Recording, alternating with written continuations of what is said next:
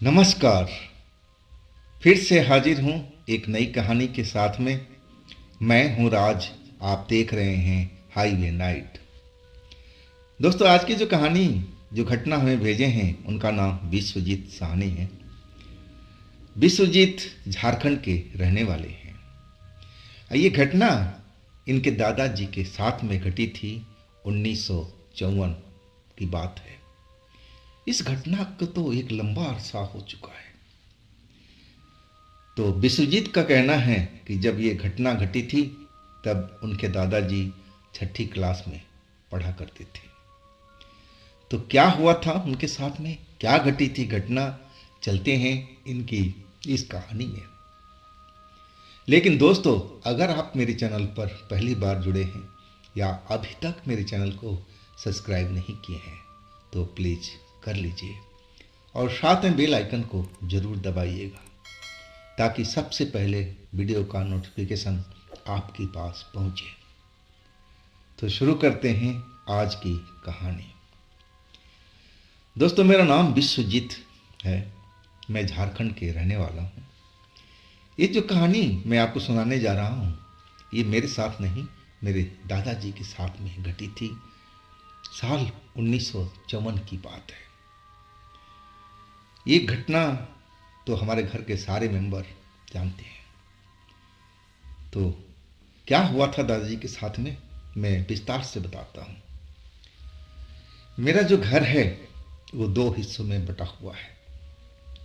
एक घर में हमारा संयुक्त परिवार रहता है और मेरे जो दादाजी थे वो 3 भाई थे और दादाजी के पापा जो थे वो भी 3 भाई थे। हमारा पूरा परिवार था। अब एक जो एरिया था वो सारे परिवार रहता था और एक जो एरिया था जिसमें बाउंड्री किया हुआ था उसमें जो पालतू जानवर थे वो रहते थे। और उस टाइम तो हमारे गांव में बिजली भी नहीं थी। आज दादाजी छठी क्लास में पढ़ा करते थे लेकिन डरते थे वो रात के टाइम में।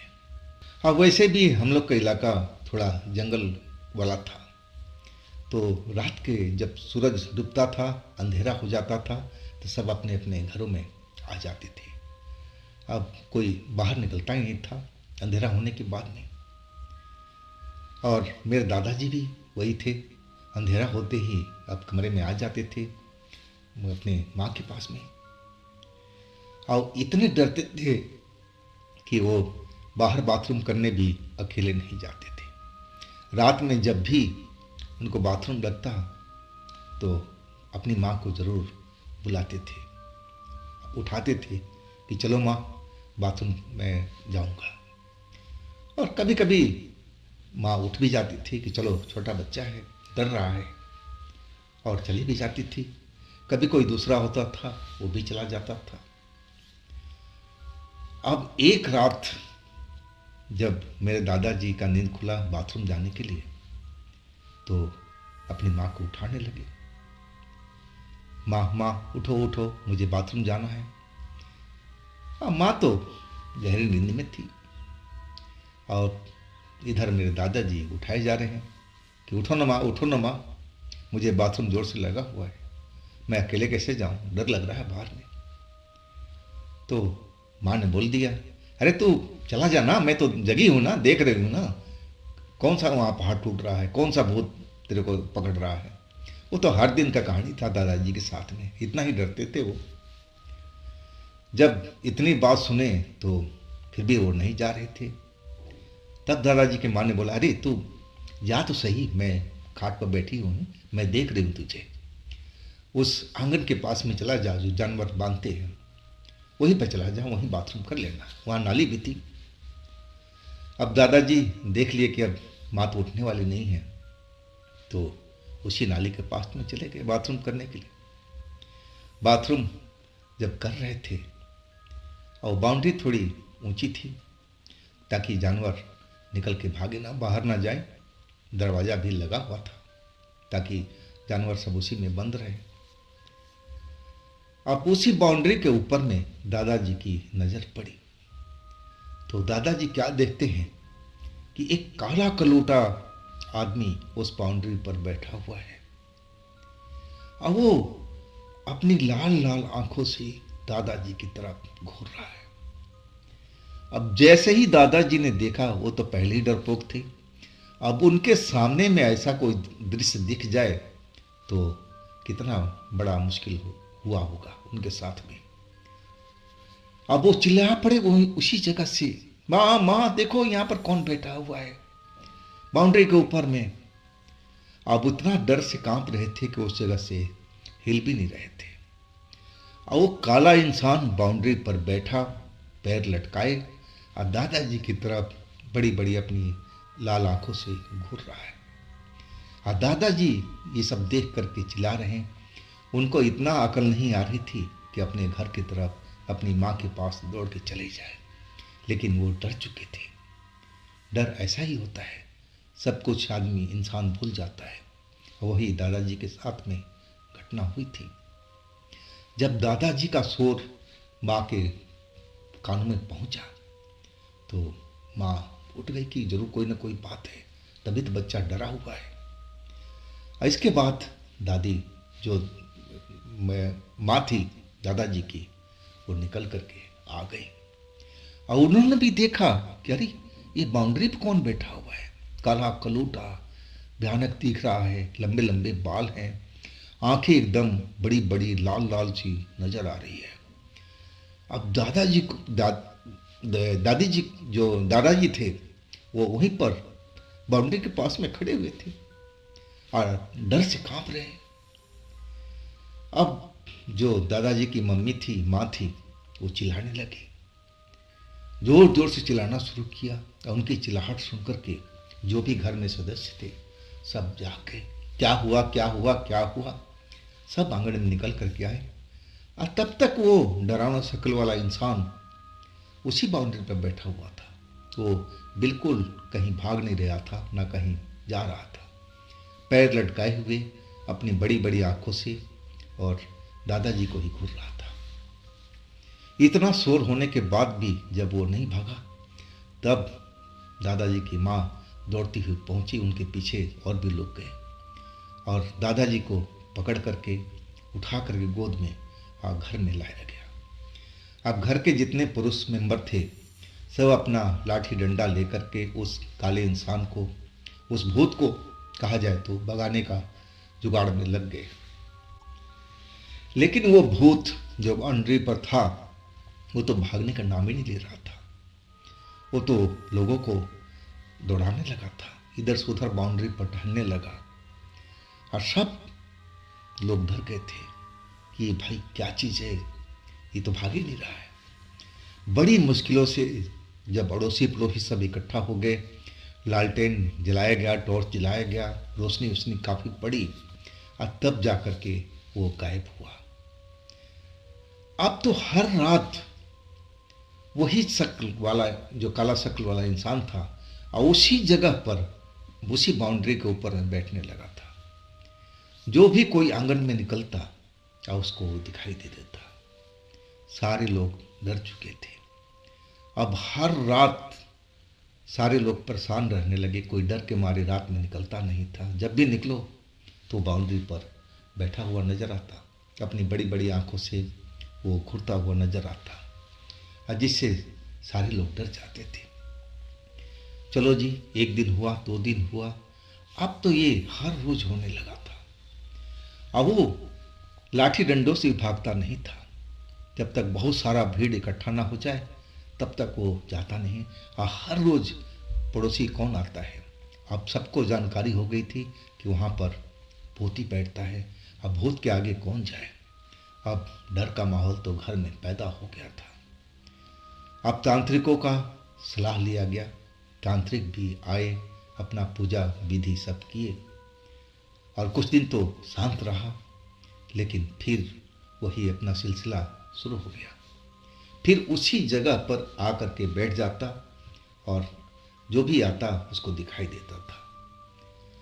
कौन था वो, क्या था, कुछ भी पता नहीं चल रहा था। तांत्रिक भी सही ढंग से बता नहीं रहे थे कि क्या है ये, यहाँ पर क्यों आ रहा है, इस घर में क्या चाहता है ये।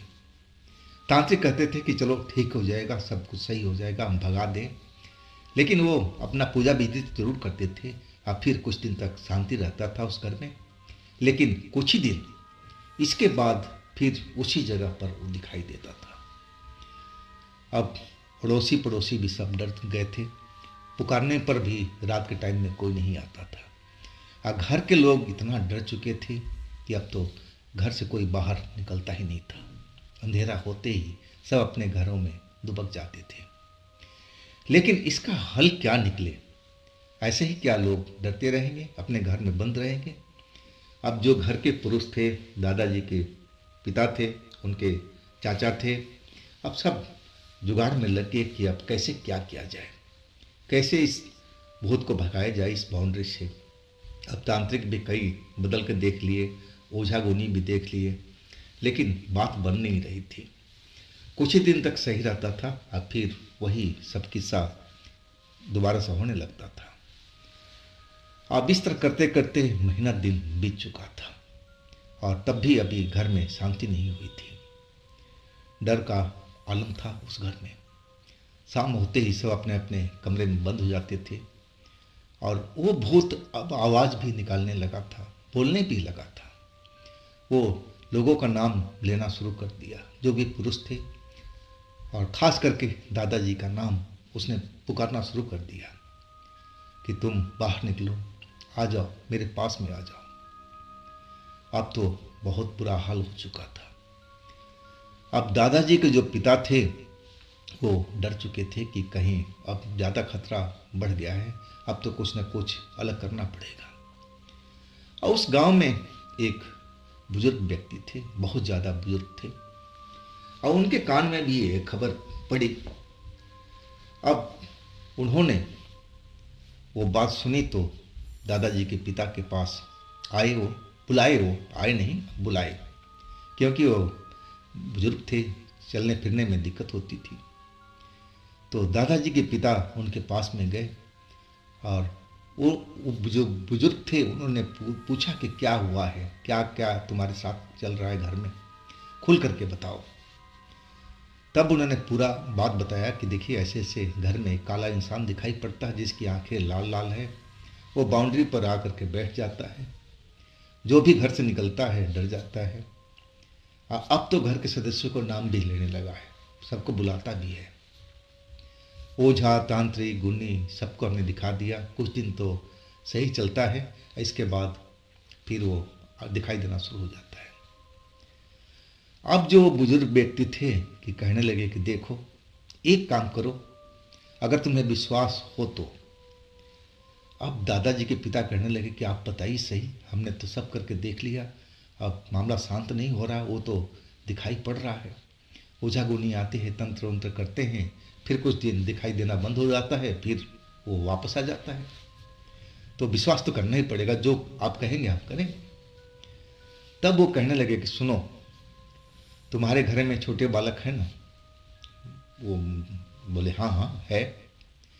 तो उनके मूत्र को इकट्ठा कर लो, पड़ोस के बच्चे को भी ले लो, सबका मूत्र को इकट्ठा करके और पूरी जो बाउंड्री है घर का सब पर फैला दो, आसपास में भी छिड़काव कर दो, और तब देखो कि फायदा होता है कि नहीं होता है। बड़ा अजीब सा बात थी। तंत्र मंत्र इतना हुआ तब भी नहीं भागा, तो ये ऐसे कैसे भाग सकता है? दादाजी के पिता मन में सोचने लगे। तो उस बुजुर्ग ने कहा कि देखो अगर विश्वास है तो करो, नहीं तो छोड़ दो, कोई बात नहीं। तो दादाजी के पिता ने कहा कि चलो सारा कुछ तो कर लिया हूँ, ये भी करके देख लेते हैं, हो सकता है इससे फायदा हो जाए, वो भूत गायब हो जाए। अब फिर जैसा उन्होंने बताया था अब वैसा ही उन्होंने किया। अब कमाल की बात थी कि उस रात के बाद वो भूत कभी उस जगह पर नजर भी नहीं आया और आज तक उस घर के आसपास फटका भी नहीं। तो ये तो कमाल की बात थी ना। दादाजी के पिताजी के विश्वास नहीं था कि ऐसा भी हो सकता है, लेकिन जो वो बुजुर्ग का कहना था बिल्कुल सही निकला और बिल्कुल वो भूत गायब हो गया था उस घर से। तो दोस्तों, ये थी आज की कहानी विश्वजीत की। अगर आपके पास भी ऐसी कोई घटना है जो आप मुझे सुनाना चाहते हैं, भेजना चाहते हैं, तो आप मुझे इंस्टाग्राम पर या मेरे व्हाट्सएप नंबर पर अपनी कहानी को, अपनी घटना को शेयर कर सकते हैं। और दोस्तों, ये भी चैनल आप ही का है, तो इसको भी अपना प्यार दीजिए, लाइक कीजिए, सब्सक्राइब कीजिए, शेयर कीजिए। और फिर हम मिलते हैं अगले रोज़ एक नई कहानी में। आप लोग अपना ख्याल रखिएगा। नमस्कार।